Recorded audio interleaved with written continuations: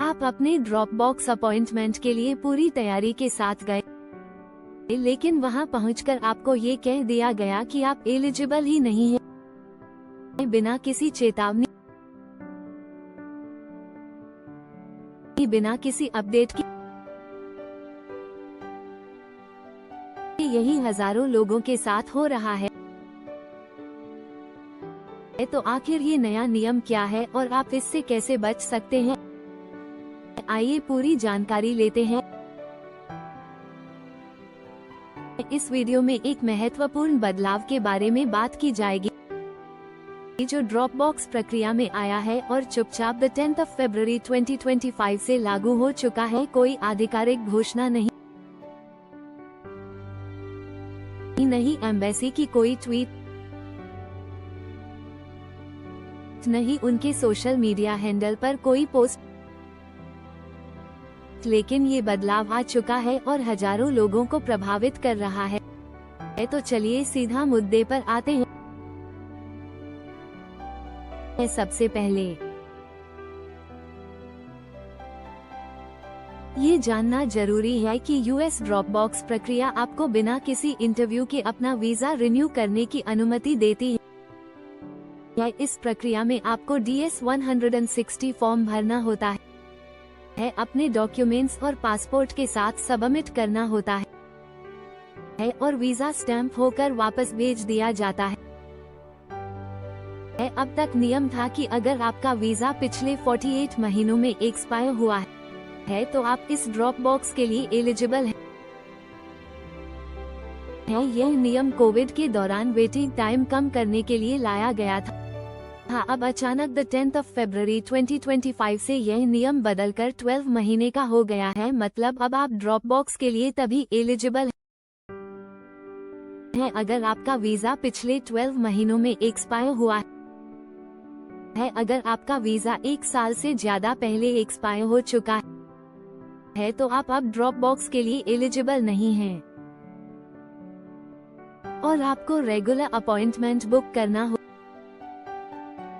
होगा जिसमें बायोमेट्रिक और कंसुलर इंटरव्यू शामिल है। सबसे बुरी बात यह है कि यह नया नियम सिर्फ भविष्य में बुक होने वाले अपॉइंटमेंट्स के लिए नहीं है, बल्कि यह उन अपॉइंटमेंट्स पर भी लागू होता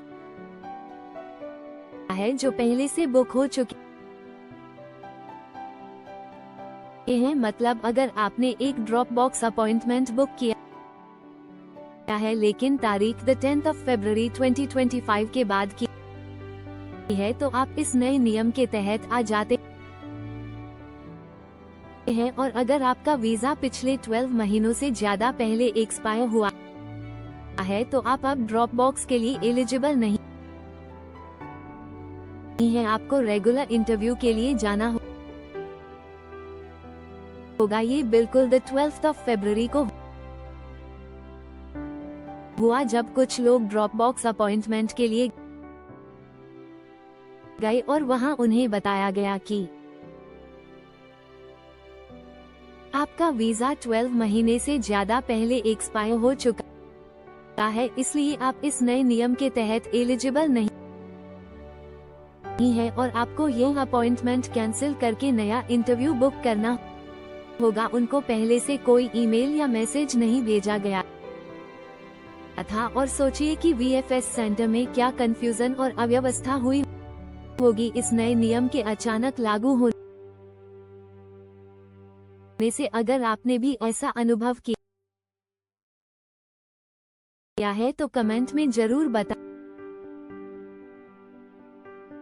कि आप किस वीजा कैटेगरी के लिए अप्लाई कर रहे थे और क्या स्थिति थी। मुझे लगता है कि इससे दूसरों को फायदा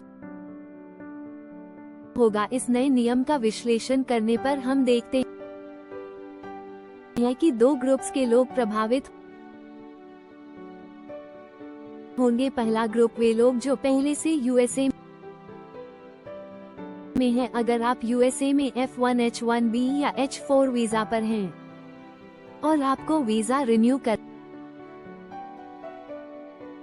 है तो आपको इस नए नियम के तहत 12 महीने के अंदर अपने देश वापस आना होगा। कई लोग इस बदलाव से आश्चर्यचकित हो रहे हैं क्योंकि उन्होंने यात्रा की योजना नहीं बनाई थी। दूसरा ग्रुप वे लोग जो इंडिया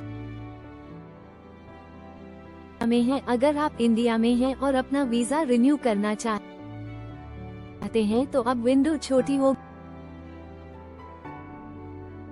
गई है। आपके पास 12 महीने हैं अब, और लोग ड्रॉप बॉक्स स्लॉट्स और अपॉइंटमेंट्स के लिए कम्पीट करेंगे, जिससे अपॉइंटमेंट पाना मुश्किल हो सकता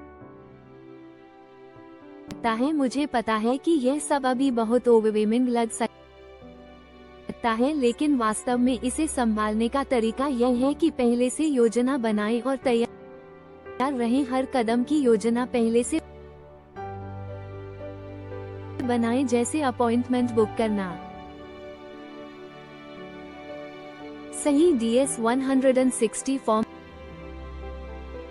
भरना, इंटरव्यू के लिए तैयार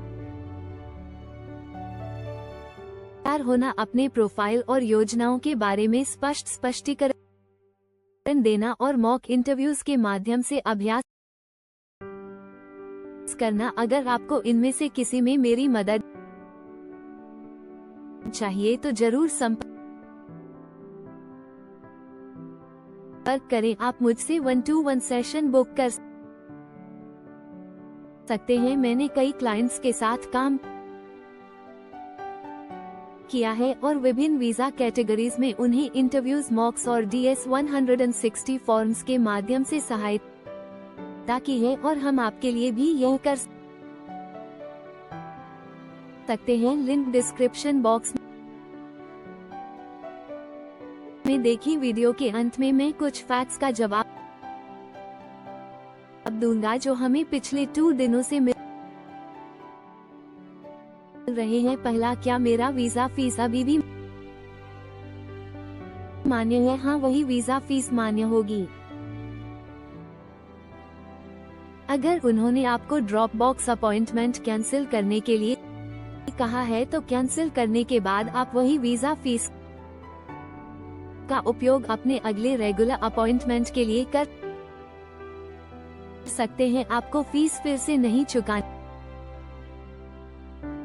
पड़ेगी। दूसरा, अगर मैंने इंडिया के लिए यात्रा पहले ही कर ली है तो क्या होगा? दुख की बात है कि अगर आपका वीजा 12 महीने से ज्यादा पहले एक्सपायर हो चुका है तो आप ड्रॉप बॉक्स के लिए एलिजिबल नहीं है। आपको अपना अपॉइंटमेंट कैंसिल करके नया बुक करना होगा। तीसरा, क्या कोई एक्सेप्शन होंगे? अभी तक कोई स्पष्टता नहीं है। जैसे मैंने बताया, कोई आधिकारिक घोषणा नहीं हुई है, इसलिए कोई एक्सेप्शन नहीं है। लेकिन जैसे ही हमें अपडेट मिलेगा हम इसे चैनल पर शेयर करेंगे। चौथा, क्या मैं अगले प्रोसेस के लिए वही DS-160 फॉर्म इस्तेमाल कर सकता हूँ? तकनीकी रूप से हाँ, आप वही DS-160 फॉर्म नंबर का उपयोग अगले अपॉइंटमेंट के लिए कर सकते हैं, लेकिन मैं सुझाव दूंगा कि आप पुराने फॉर्म को ध्यान से देखें, और अगर आपको लगता है कि फॉर्म में सुधार किया जा सकता है तो नया फॉर्म भरें। जैसे ही हमें और स्पष्टता और जानकारी मिलेगी हम इसे आपके सामने लाएंगे। तो चैनल को सब्सक्राइब करें और शॉर्ट सेक्शन पर नजर रखें। अगर आपके पास और कोई सवाल है तो नीचे कमेंट सेक्शन में पूछें। आप मुझे इंस्टाग्राम पर भी संदेश भेज सकते हैं। हमारे पास इस साल और भी बहुत से वीडियो आने वाले हैं। यूएस वीजा प्रक्रिया में और भी कई बदलाव अपेक्षित हैं, और ये सब यही चैनल पर ट्रैक और लाया जाएगा। तो सब्सक्राइब रहें और मुझे अभी के लिए अलविदा कहने दें। अगली बार मिलते हैं।